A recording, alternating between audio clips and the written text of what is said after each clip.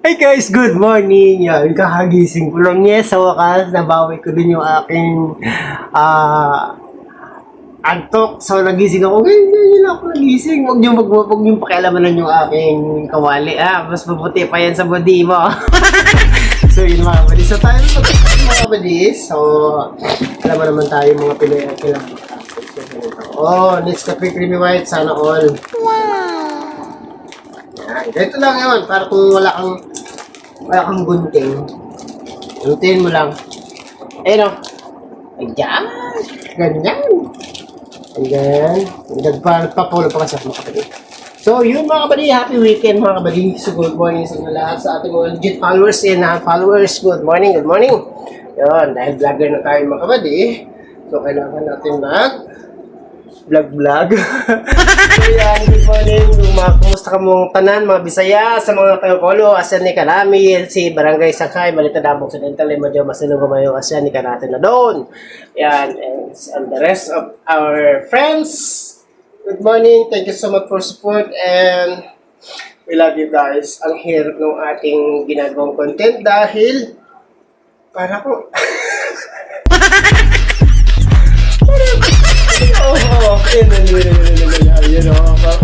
nakikita yung aking mundo. So, pero okay lang yan dahil part ng buhay natin yung ating nawawala ng buhok. So, normal lang yan sa ating mga kapatid. So, kukuha mo tayo ng kutsara.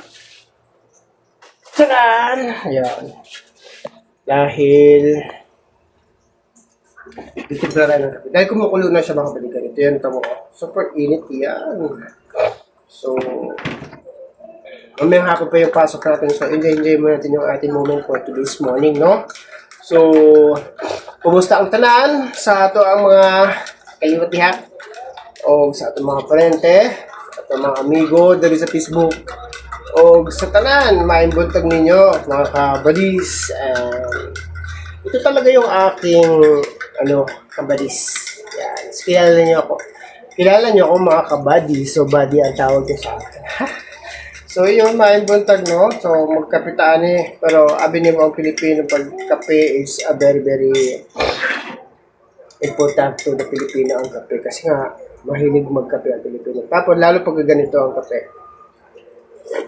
Yun.